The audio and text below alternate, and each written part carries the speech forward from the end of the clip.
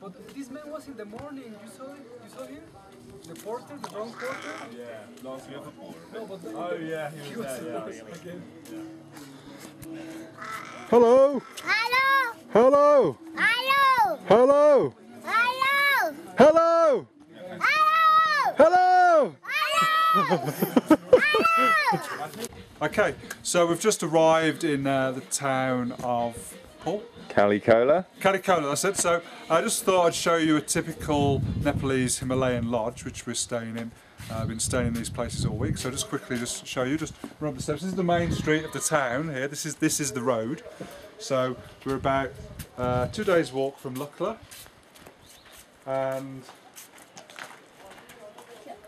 it's about 2 days walk from Lukla that way, which is the direction we're going in, and we're about 4 days walk from the nearest road that way, so it's a little bit remote around here. So anyway, just quickly show you, despite the remoteness, we've got a really well stocked shop full of all the crisps and biscuits, Sprite, whiskey, toilet roll and anything else you ever wanted, so plenty of stuff here. We'll just follow me down, Paul. We'll go down, we'll have a look in the restaurant. So on the other side of the main street we've got the beautiful lovely restaurant in here, which I'm sure has got a great menu full of things like we'll have a lovely menu full of things like Sherpa stew, dal bat and all our other favourites that we've come to love. So I'll just zip through here and go down. I'll show you our rooms, which are back outside and down these steps. So this is our room for the night in here, room number 5. Oops. So as you can see, absolutely lovely. We've got bed each, and we've got these really crazy posters on the wall which say things like "Desire creates the power." And just quickly, we just pop back out here and we'll meet Gan, our guide and porter. Gan the man. This is Gan. Yeah. Say hello, Gan. Yeah. So this is our hotel for the night. So we're nearly 1 week into a 3-week trek that we're taking to Everest Base Camp. So I just thought I'd just quickly explain exactly what me and Paul are doing here. Until yesterday we had a few more guys just sort of tagging along with us, but yesterday they carried on. And it's just going to be me, Paul and Gan, our guide and porter, for the next couple of days. Then when we get to Lukla, which we should be there on Wednesday, we're going to meet up with a group of about 6 people, and then we'll carry on up the valley to Everest Base Camp and back. So that's kind of what we're doing here. But just quickly, what I wanted to say is, I think I said this before, is that I think both me and Paul, pretty experienced hikers in Britain at least, and I don't know kind of what we expected this would be like. I think it's kind of what we both thought it would be, but it's been pretty tough. So we're 5 days in, and a couple of days have been okay. For me, I've had 2 days that have been actually really difficult. So it's not a stroll in the park by any measure, but we're getting there, and we will get there. And this is the reason why we find it quite difficult. The path you can see behind me is quite steep, and I'll just turn around in a minute. There's a mule train coming. So we've just climbed, we're having an easier day today as we did yesterday. We've still climbed about 500 or 600 metres, which is like going up Snowdon just in about an hour and a half or 2 hours. So this is why it's tiring every day, and this is day 6. So we're doing okay, but it's not easy. But I'll turn around in a minute and show you the mules.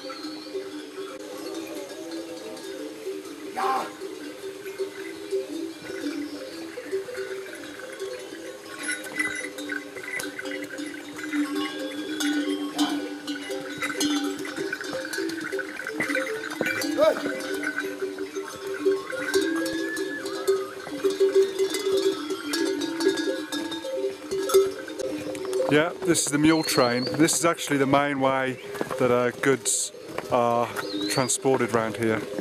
So this is another reason why things are quite Started to get quite expensive. I've just been knocked over by a mule.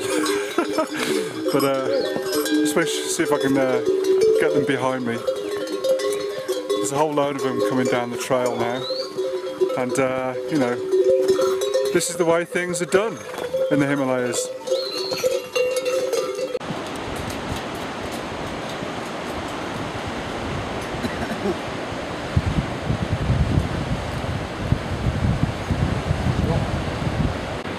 This bridge behind us, it's at about, I guess it's about 3,000 metres.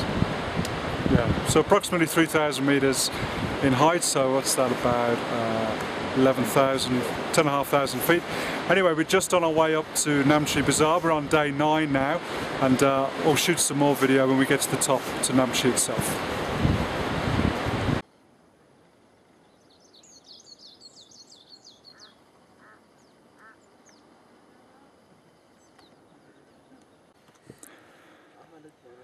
It's the morning of day 10.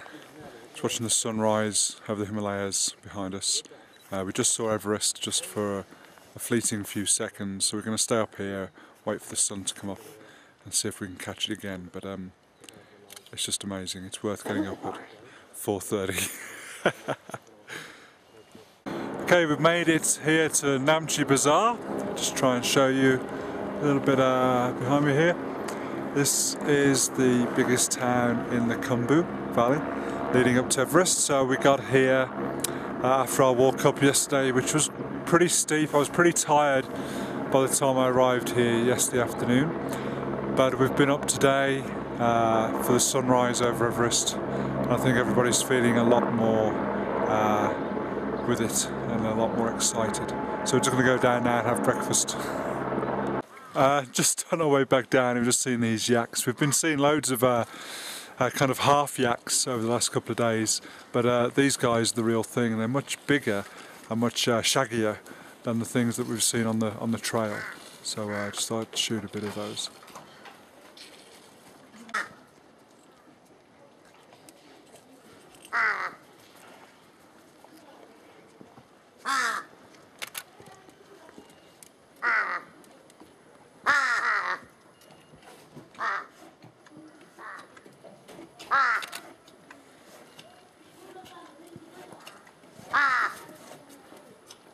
Yakety yak.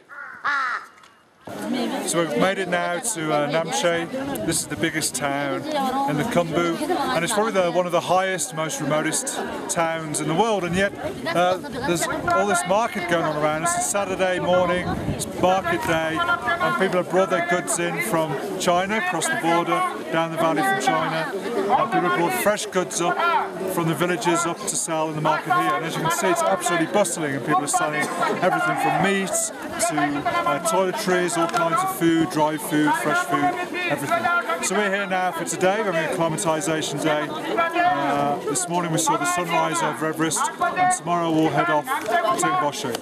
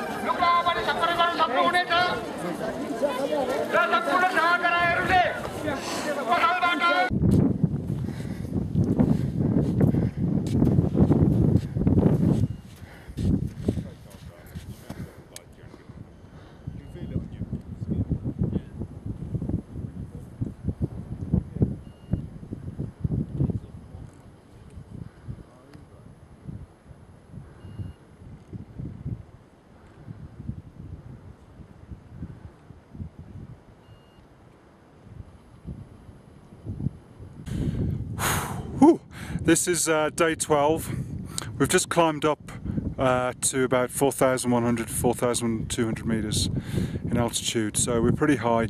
And I hope you can see this, but it's got really, really dry here. It hasn't rained probably for the past 5 or 6 days now. So we went from it raining every single day in the afternoon to no rain at all, not even overnight. And if you can see what I'm standing on here, I'm standing on like a sand dune, and then behind me, as you can perhaps just make out we've got these really massive mountains. I'll just go and show you those a bit more now, but I just wanted to show you this sand dune. It's really, really strange. Just be climbing up over rocks and then suddenly we've got all this sand everywhere. It's this mountain that we're climbing towards. We're heading towards base camp of Amadablum. Amadablum is at about, do we know the height? 6,800 metres. So it's high, but it's not as high as the big ones that we're going towards, that we've been looking at for the last 3 days now. It's been really, really lucky. Today again, amazing weather. We've been really, really fantastically blessed with the weather. So we're just trying to make the most of that, and that's why we've hiked up here towards Amadablum base camp.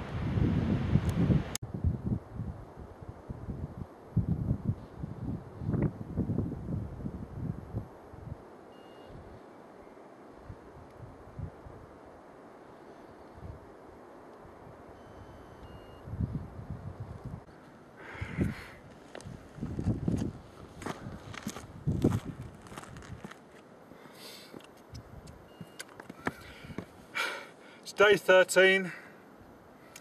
We're at 4,850 metres. That's higher than Mont Blanc, the tallest mountain in Europe.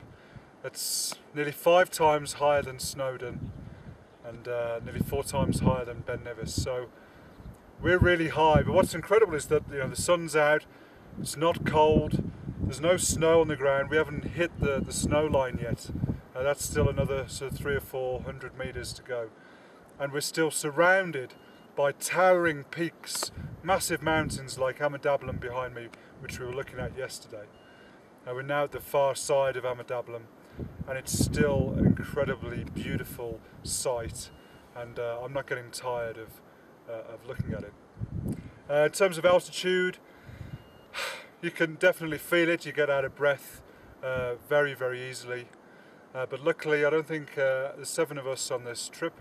I don't think any of us are sick yet from the altitude, but that could change. We still have another 3 days to go until we reach Everest Base Camp and our highest point, which will be 5,545 metres, which is nearly 20,000 feet. So who knows what will happen by then, but hopefully we'll keep on taking it easy, taking it steadily, and we'll be okay. I can't even say I'm happy to be here. That would be an understatement. I'm just amazed and blown away and inspired to be here amongst the highest mountains in the world. This is something I've thought about and dreamed about for a long time, and it's actually happening. I'm in the moment here. I'm in the mountains every day. Just our whole day is taken up by being in the mountains, about eating properly, resting, exercising and sleeping. We go to bed about 8 o'clock, we get up at 5, we trek in the morning. We've already done our trek for today and it's 9:45 in the morning and it's nearly lunchtime. And sometimes, you know, if I was at home I wouldn't even get up until 10 o'clock in the morning, and already I've already climbed nearly 2,000 feet up a Himalayan mountain. So it just goes to show how different our days are here, but also how fantastic they are. Anyway, I'll show you some more views, and we'll keep going, and we'll keep going towards Everest.